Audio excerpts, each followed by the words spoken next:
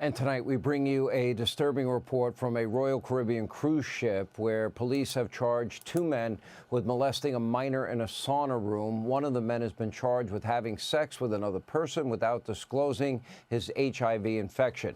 Now, Department of Homeland Security Secretary Kristi Noem posted on X, adding that both have ICE detainers on them, meaning they are in the country illegally. But instead of focusing on deporting illegals, radical liberal Congresswoman Maxine Waters actually floated the idea of deporting our First Lady, Melania Trump, during a Doge protest over the weekend. They're so rational. Not. Take a look.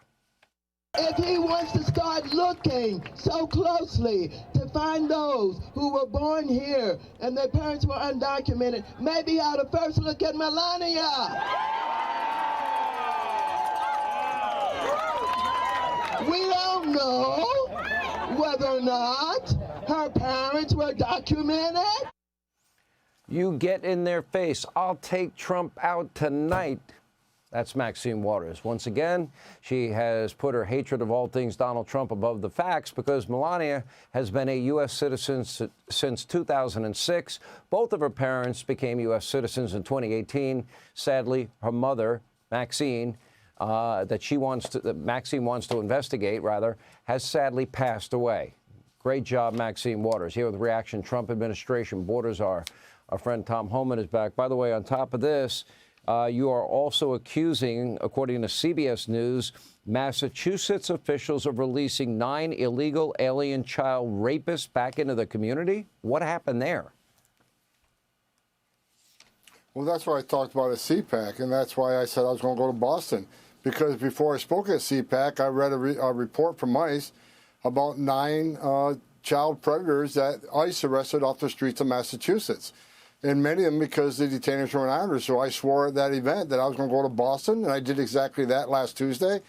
I started off the operation with a multi-agency event. We arrested 370 illegal aliens, a majority of them criminal aliens, some of them child rapists, 4 murderers, illegal aliens selling guns, illegal aliens selling drugs. So it was a great operation. President Trump's all-of-government effort is having a significant impact on public safety across the United States.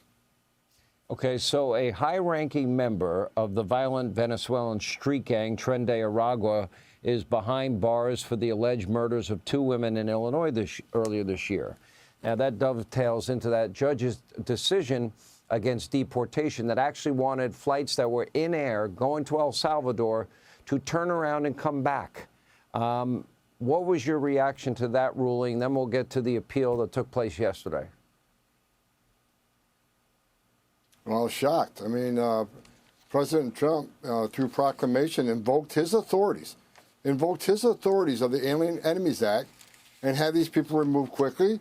There, on that plane were TDAs and MS-13, both designated terrorist organizations. So 2 plane loads of terrorists were leaving the country over international waters, and a judge wants to turn around and return terrorists to the United States. I was shocked about it, but you know what? We got it done, and despite what his ruling is, we'll continue to deport dangerous criminals and terrorists through Title VIII. We'll have to hold on the Alien Enemies Act for now. But we're not stopping arresting TDA. We're going to keep arresting TDA. We'll keep arresting MS-13, and we'll detain them until we can remove them. But we're going to keep doing what we're doing. All right, so we have a 3-judge panel that is now hearing the appeal in that case as it relates to the Alien Enemies Act, even though you and I both know the Supreme Court has already weighed in on this. In 1948, they ruled that it was lawful. 4 prior presidents have used that act. And what's interesting, the Supreme Court held that once a president makes that decision, there is no judicial review, that decision is final. That's what makes it even more odd and particular and strange and weird to me that John Roberts even spoke out about it. What was your reaction to that?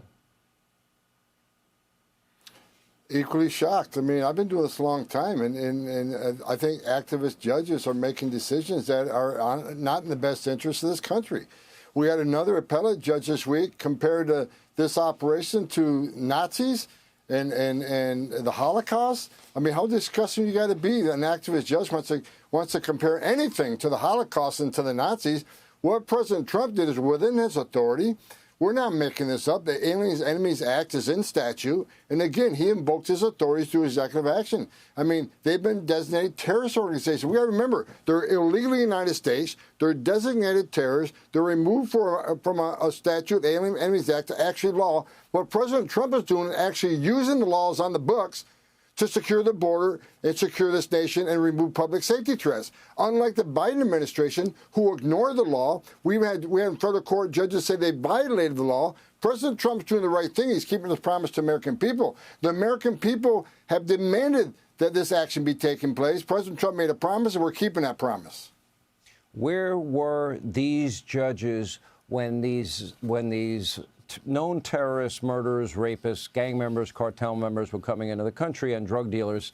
And the judge you're referring to is the Obama-appointed judge. This happened yesterday in the D.C. Circuit Court, and actually said Nazis got better treatment than how they were being treated by being deported out of the country.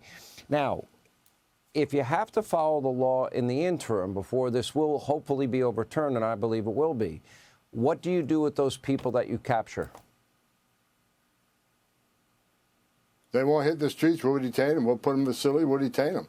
We can detain them for a long time. These are designated terrorists, and we're going to detain them. If we can't remove them through the Alien Enemies Act because it's here, then we'll remove from Title VIII. We'll send them to Gitmo and hold them at Gitmo. They are not going to walk the streets of this nation. We're going to keep looking for them 24/7. And I won't rest until every illegal alien public safety threat, every illegal alien national security threat, especially terrorists, Trent Iowa and MS-13 are off the streets of this country. When that's done, then I'll take a break. Until then, we're going to keep doing what we're doing. No apologies. We're going to keep going forward.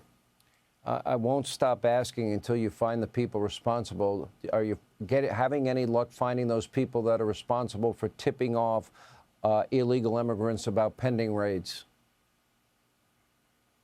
I know Secretary Noman's all over this. I know she has the IG investigation. I believe she said that they've already polygraphed some people. They've already got people that are turning over to DOJ. So action is being taken. That's in Secretary Noem's lane, but I think she's doing a great job of that, and she's committed. She's going to find anybody that's going to leak information that puts our officers at risk, puts the community at risk, and she's serious. So anybody out there even thinking about it, I wouldn't, because not only will you lose your job, you're going to find yourself in prison.